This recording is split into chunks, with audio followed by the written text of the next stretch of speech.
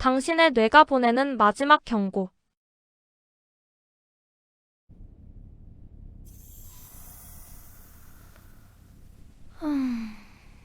지금 이 영상을 보고 계신 여러분, 혹시 어떤 자세로 계신가요?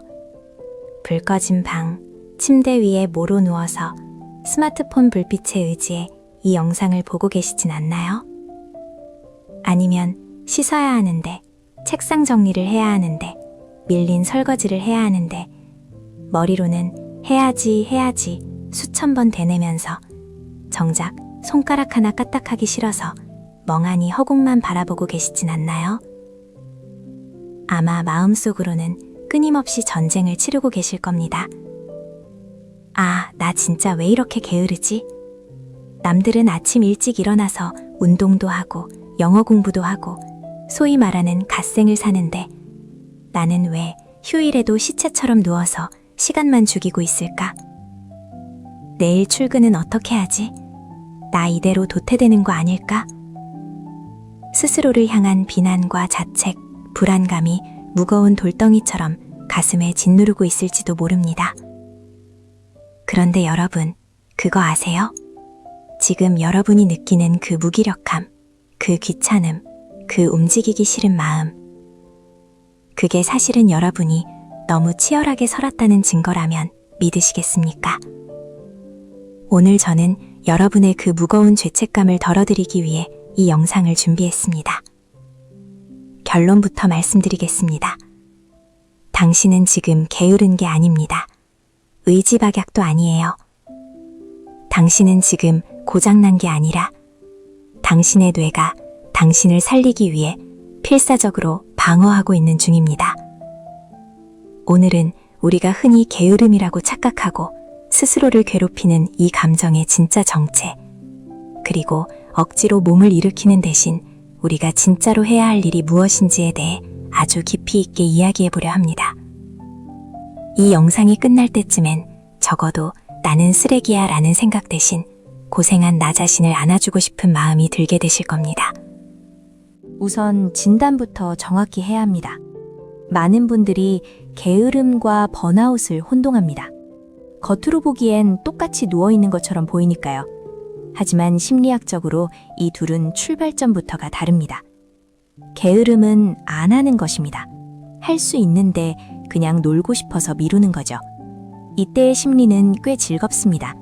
아, 내일 하지 뭐 하고 누워서 넷플릭스를 볼 때 마음이 편안하다면 그건 게으름일 수 있습니다. 하지만 번아웃, 즉 소진증후군은 다릅니다. 번아웃은 못하는 것입니다. 마음은 너무너무 하고 싶은데 몸이 천근만근 움직이지 않습니다. 쉬고 있는데도 쉬는 것 같지가 않아요. 누워있으면서도 머릿속은 온갖 해야 할 일 리스트와 미래에 대한 걱정으로 가득 차 있습니다. 일어나야 하는데, 해야 하는데 라는 강박이 나를 괴롭히지만 마치 가위 눌린 사람처럼 몸이 말을 듣지 않죠. 만약 후자에 속하신다면 여러분의 상태는 의지의 문제가 아닙니다. 이건 에너지가 완전히 전소된 상태, 즉 배터리가 0%가 되어버린 상태입니다. 우리 몸에는 코르티솔이라는 호르몬이 있습니다. 스트레스를 받을 때 분비되는 호르몬인데요. 적당한 코르티솔은 우리를 긴장시키고 집중하게 만들어서 위기를 극복하게 해줍니다. 원시시대로 치면 맹수를 만났을 때 도망칠 수 있게 해주는 에너지원이죠. 문제는 현대사회를 사는 우리가 만성적인 코르티솔 과다 상태에 놓여 있다는 겁니다. 매일 아침 울리는 알람 소리, 출근길의 만원 지하철, 상사의 눈치, 불투명한 미래, SNS에서 보이는 남들의 화려한 삶, 이 모든 게 우리 뇌에게는 맹수와 같습니다. 여러분의 뇌는 지난 몇 년, 아니 어쩌면 평생을 매일매일 맹수에게 쫓기는 상태로 살아왔을지도 모릅니다. 엔진을 시키지 않고 24시간 풀가동한 자동차를 상상해보세요. 어떻게 될까요? 엔진이 과열되다 못해 연기가 나고 결국엔 터져버리겠죠. 지금 여러분이 겪는 무기력은 뇌가 엔진이 터지는 꼴을 도저히 볼 수 없어서 강제로 전원을 차단해버린 상태입니다. 컴퓨터가 너무 뜨거워지면 어떻게 되나요? 갑자기 화면이 파랗게 변하면서 꺼져버리죠. 그걸 우리는 고장났다고 하지 않고 과열 방지 시스템이 작동했다고 합니다.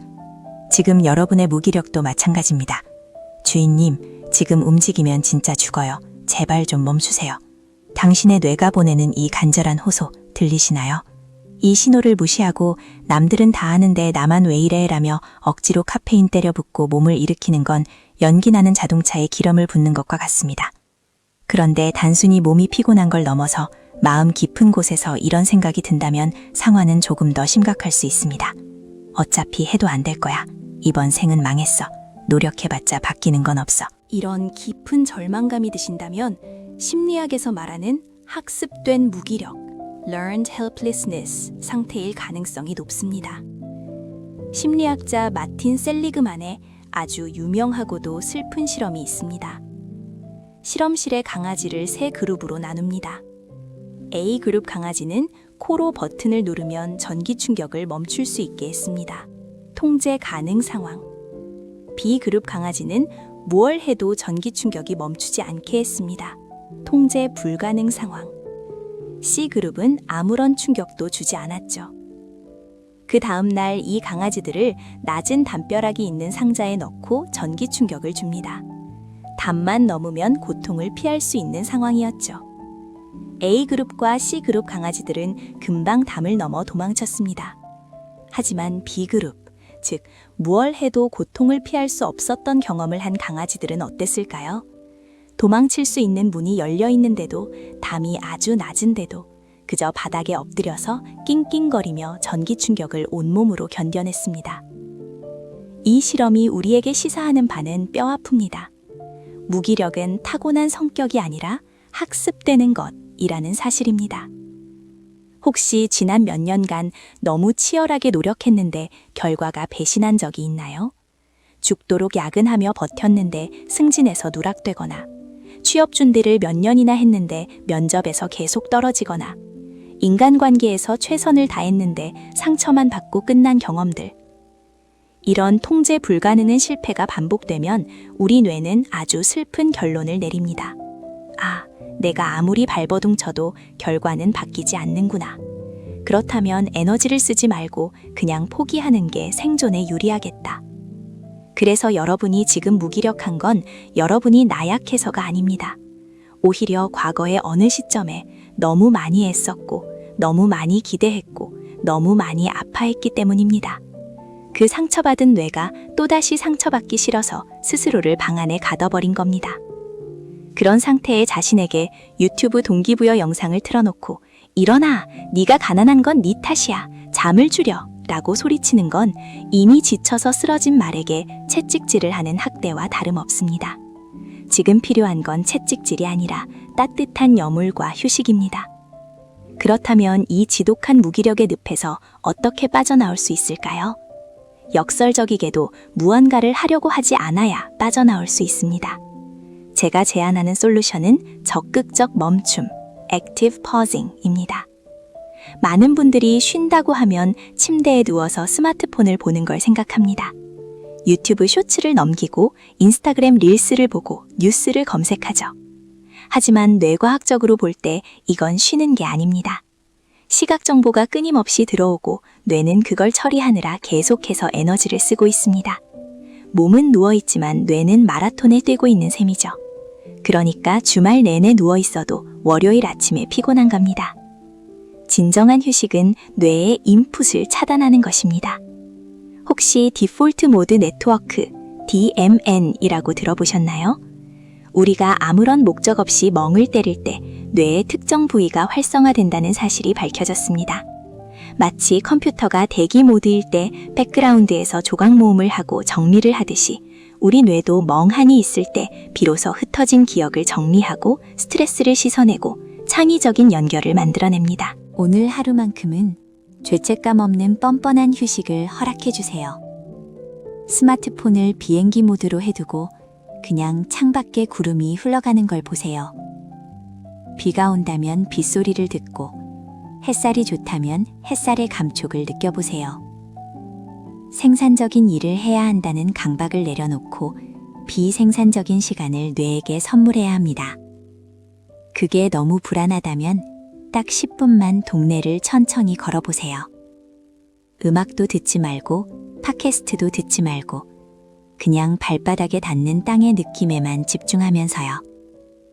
놀랍게도 인간의 뇌는 걷는 행위만으로도 세로토닌이 분비되고 굳어있던 전두엽이 다시 깨어나기 시작합니다. 무기력을 이기는 힘은 강철 같은 의지에서 나오는 게 아닙니다.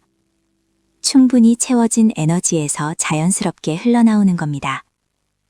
사랑하는 구독자 여러분, 배터리가 방전된 스마트폰을 보고 너는 왜 이렇게 성능이 안 좋니라고 화내는 사람은 없습니다. 그냥 조용히 충전기에 꽂고 기다려주죠. 빨간불이 초록불로 바뀔 때까지요. 사람도 똑같습니다.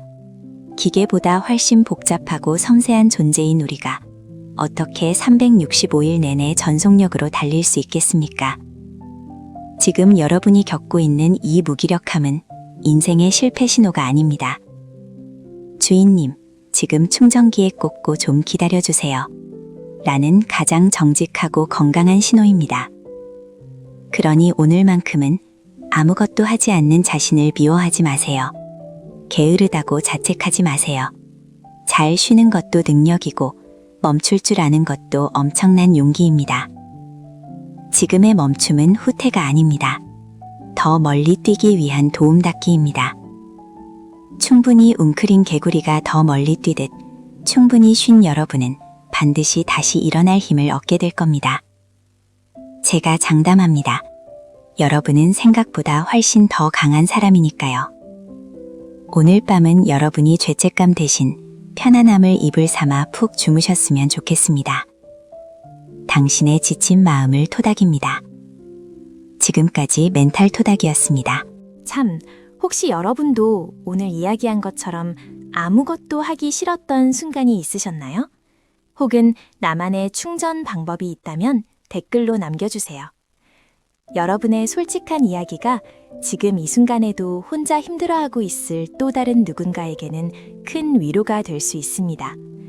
저도 댓글 하나하나 꼼꼼히 읽고 마음을 나누겠습니다. 구독과 좋아요는 지친 마음을 위로하는 데 큰 힘이 됩니다. 지금까지 멘탈 토닥이었습니다.